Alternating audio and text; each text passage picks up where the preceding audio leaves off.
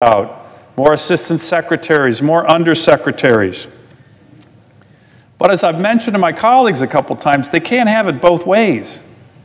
They can't have it both ways. What do I mean by that? You can't say to the administration, hey, you need more ambassadors. You need more assistant secretaries. You need a Secretary of State to run our foreign policy.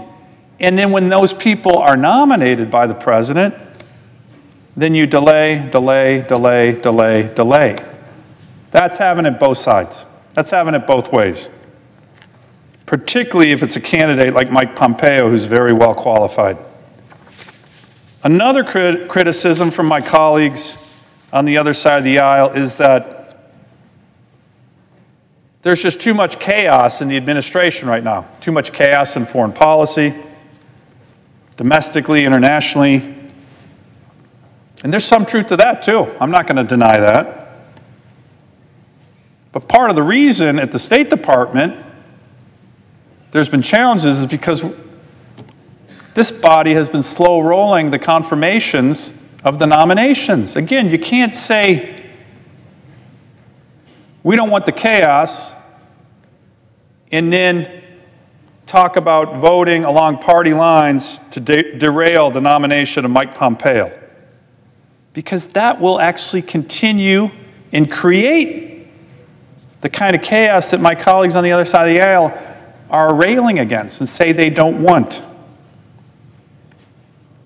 And Mr. President, chaos in the national security and foreign policy personnel world for America, that's not what we need. Nobody should be for that. Nobody should be for that. I want to submit for the record a Washington Post editorial from just a couple days ago that says simply, confirm Mike Pompeo.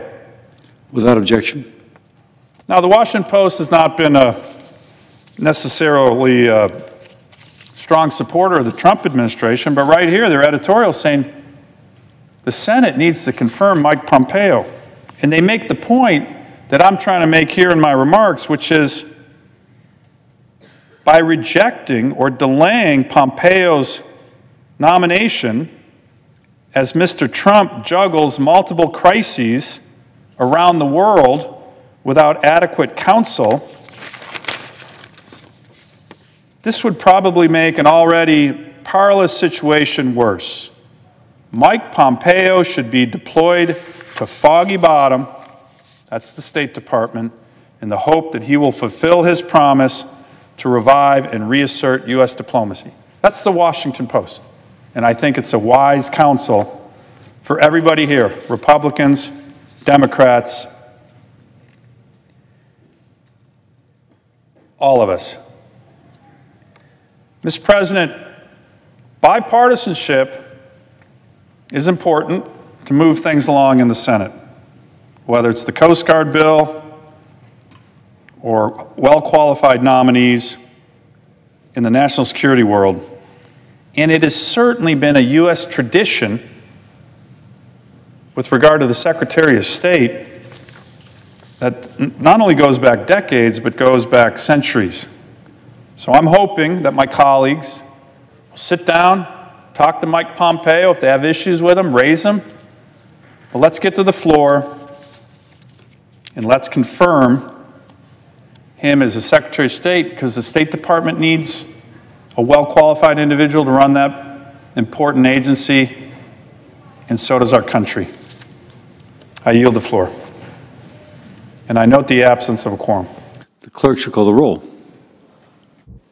Mr. Alexander.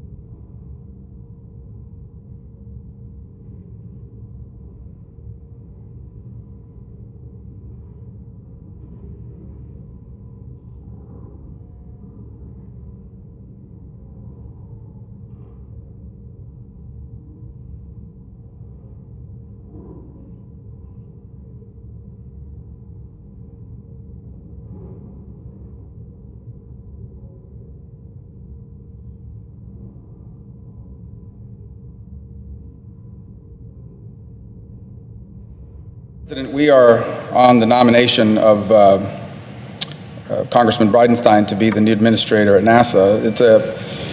And I want to tie it into what I'm going to talk about in a moment because it comes down to presidential appointments and the problems that we're running into here with regards to it. I was not enthused by the nomination, nothing personal against Mr. Bridenstine. I felt that NASA is an organization that needs to be led by a space professional. Unfortunately, a few weeks ago, the acting administrator resigned, or I should say retired, and his last day on the job is the 30th. So it leaves us with the prospect of this incredibly important agency for Florida and the country with a vacancy in its top job, and we're on our second acting administrator. And if you just do the math, even if Congressman Bridenstine were to withdraw and a new vetting process began for a new nominee, by the time it worked its way through the administration, the committee process, the floor, the way things are going here, we could be into February, March at the earliest of next year.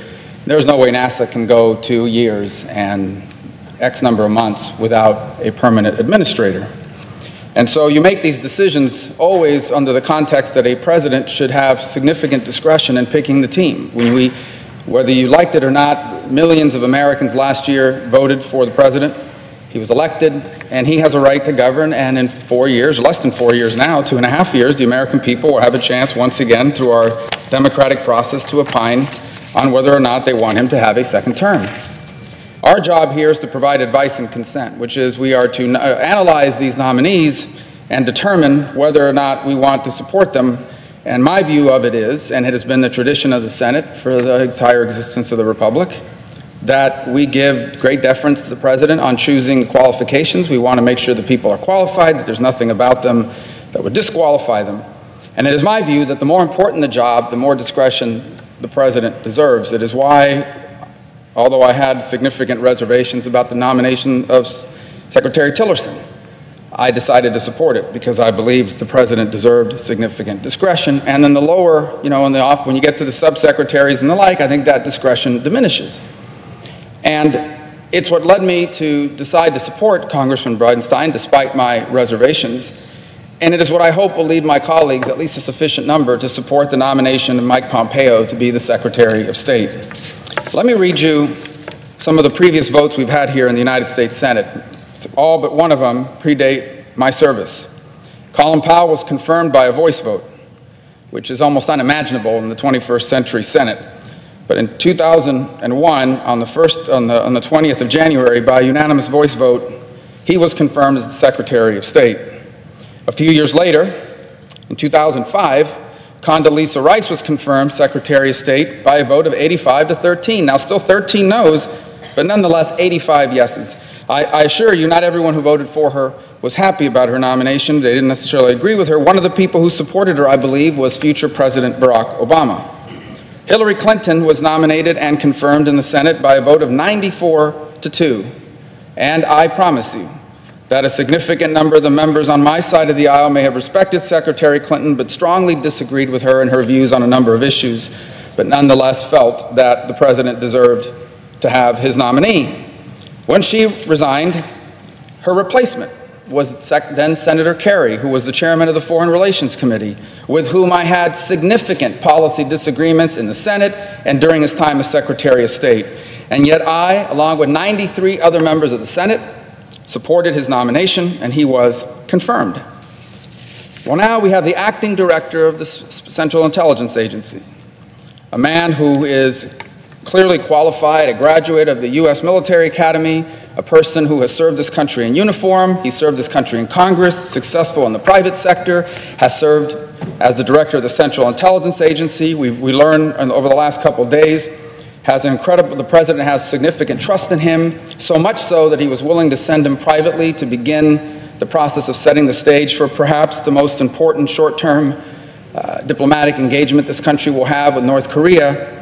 And by the way, is one of the most important things you want in a Secretary of State is someone the President has confidence in. You've got to have someone that when they go abroad and meet with people, they know that that person is the President's ear and speaks for the administration. Mike Pompeo clearly has that. And yet we face the prospect of significant opposition to the point where there are questions about whether it will pass in the committee, although I think he will pass on the floor. And I just think that's something that I hope people will recalibrate in their thinking.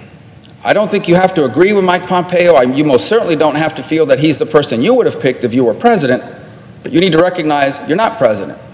And none of us here are the president. The president deserves to have a team of people that he trusts and can work with who are qualified.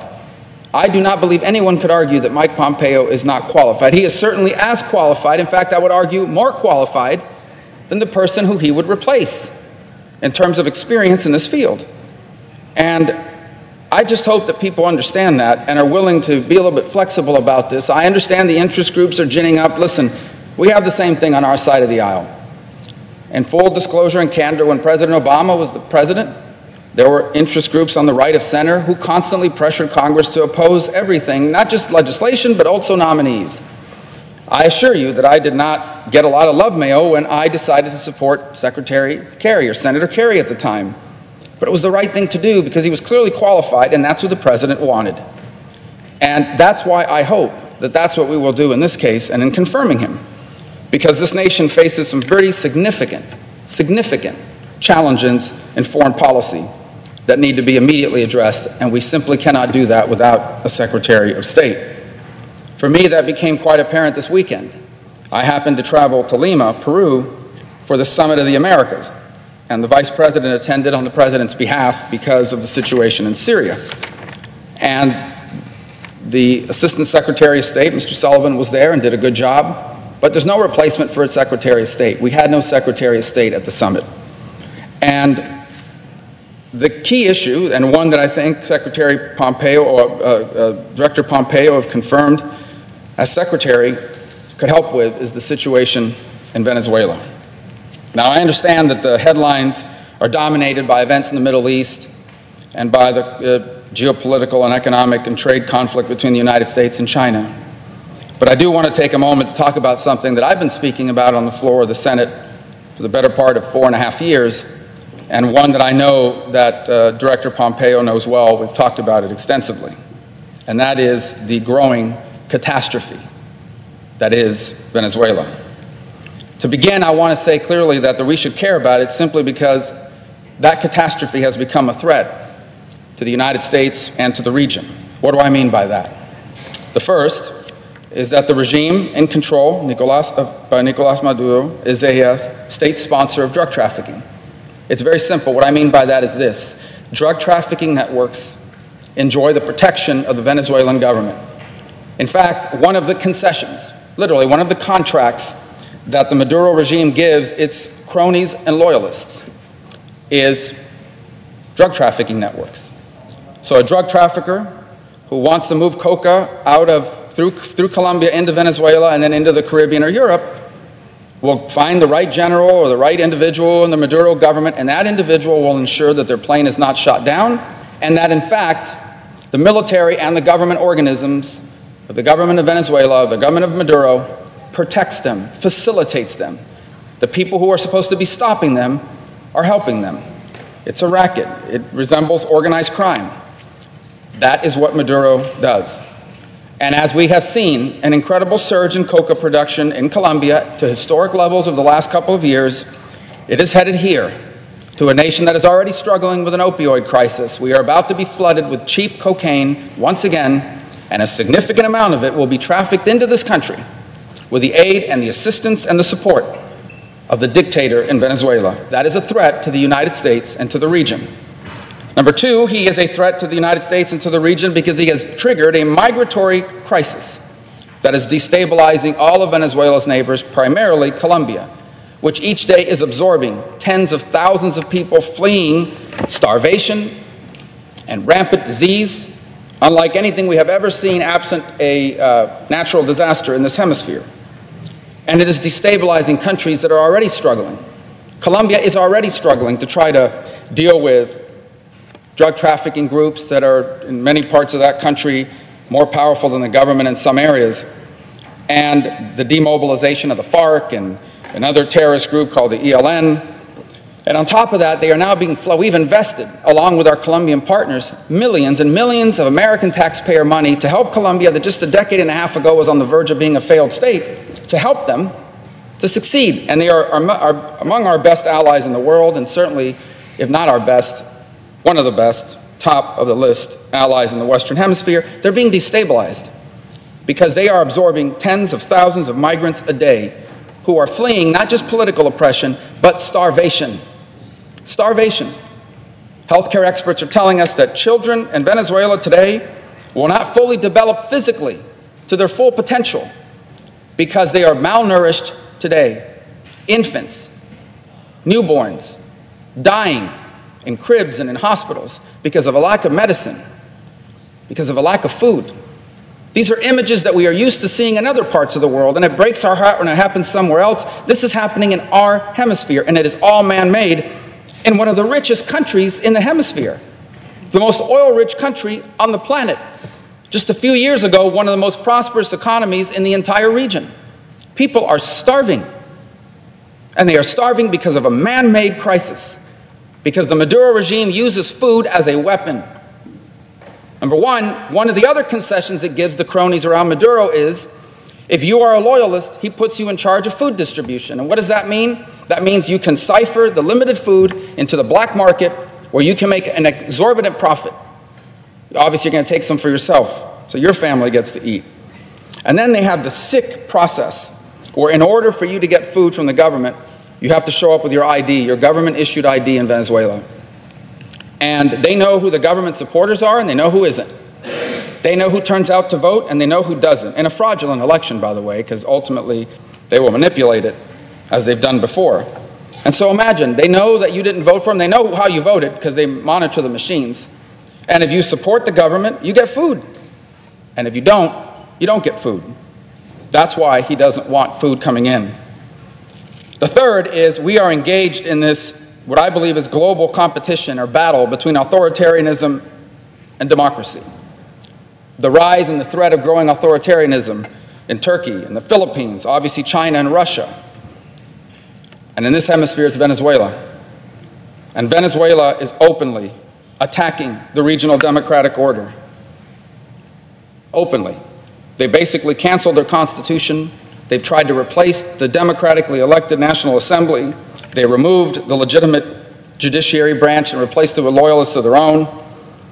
And fourth, there is growing body of evidence that the Maduro regime provides a platform for the enemies of the security of the United States. That includes Russia and Hezbollah. The spillover effects are undermining our efforts and the efforts of our regional partners to promote democracy and human rights and stability in our own backyard, in our hemisphere. That was apparent last week at the summit, where a growing number of countries, Argentina, Brazil, Peru, are making incredible strides and continue to build upon the democratic structures they have in place. The Peruvian president recently had to resign after a previous president resigned because rule of law is working. In Brazil, the same thing. They're going to have elections this year in Mexico, in Brazil, in Colombia. These will be legitimate elections. And they may elect someone that agrees with us 50% of the time, and they may elect someone that agrees with us 90% of the time, but they will elect someone. And yet, in stark contrast to that, is basically the coup d'etat that's occurred in Venezuela, where a small group of people have canceled the democratic order, or at least tried to. The senator from Georgia. Mr. President, I would ask that the quorum call be vitiated. Without objection. Mr. President, I rise today to talk about a milestone here that just happened about 3 weeks ago. We've had a couple of interesting dates coming in. April 15th just passed. We called it tax day, but it was another date. It was also a date that we were supposed to complete the Senate budget for fiscal year 19 that starts in October 1 of this year. Well, April 15 came and the IRS deadline did indeed hit, but there was no budget completed. And that's part of the dysfunction that people back home are so upset about. Today I want to talk about that, but first I want to talk about the derivative of that broken process. Today, Mr. President, in my office, we have a debt clock. And in that debt clock, a few weeks ago, it passed a milestone, $21 trillion. And if that weren't bad enough, Mr. President, the commitments of this federal government over the last 50 years, actually, indeed, over the last 100 years, the commitments that have been made in the structural programs of this big government bureaucracy have committed us to some $130 trillion over just the next 30 years. Now, that means that for every household in America, that they owe the equivalent of $1 million per household. This is not a theoretic number, Mr. President. These are mathematical these are mathematical realities that are derived from the commitments made by a lot of our programs that we have passed over the last 100 years in this country. In my opinion, we're well past the tipping point with this debt. The CBO just last week came out with their new forecast for FY18 and beyond. And so I want to talk about that today because there are some dramatic revelations in there. But at $21 trillion, we are already well past the tipping point of this crisis, Mr. President. You know, in the CBO forecast, they don't do a very good job, in my opinion, of forecasting revenue. For example, they really take very little account of foreign direct investment. They underestimate the impact of the repatriation, change in repatriation tax law that we just made. And I believe the revenue forecast is out of line. But I do agree with their forecast of expenses, and I think therein lies a great learning if we'll pay attention to it. In their forecast, Mr. President, on top of the $21 trillion that we just crossed over, their projection is we'll add another $10 trillion or more to this debt. Now, whether I might quibble about that a little bit or not, it's directionally correct. And because of that, I am on the floor of the Senate tonight talking about the crisis and the tipping point that we're well past because we're out of time to deal with this.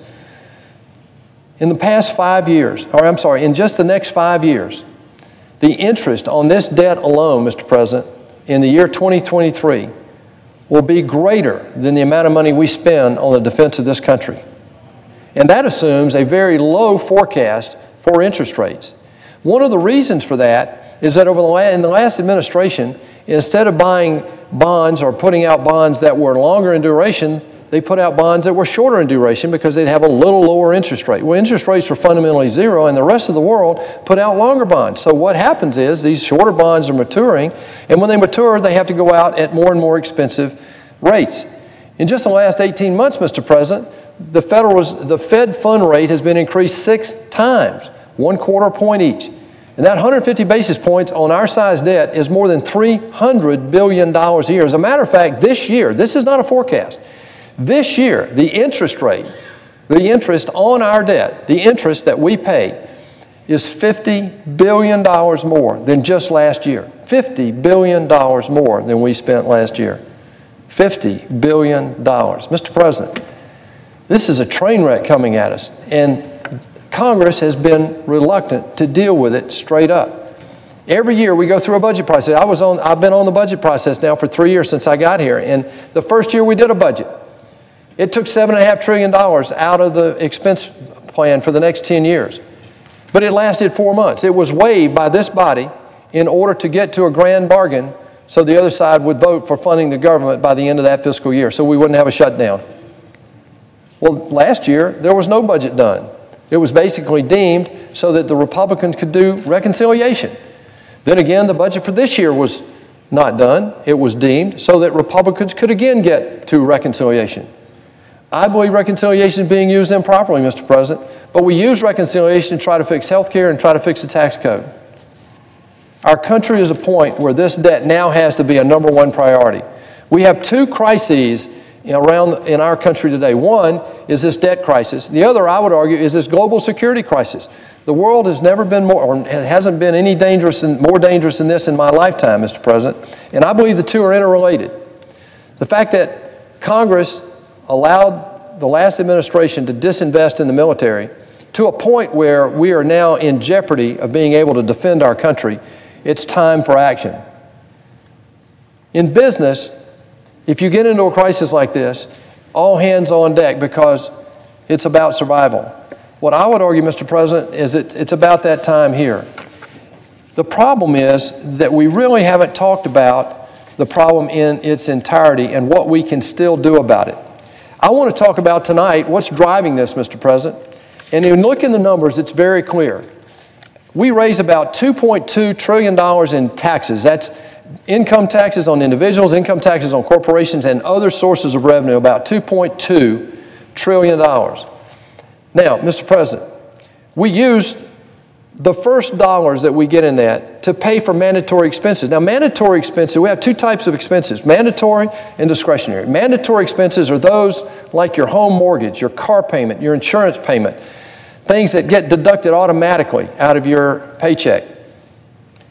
Well, we have that. It's called mandatory expenses. Well, what is mandatory expenses? It's Social Security, Medicare, Medicaid, pension and benefits for federal employees, federal retirement, and so forth, veteran benefits.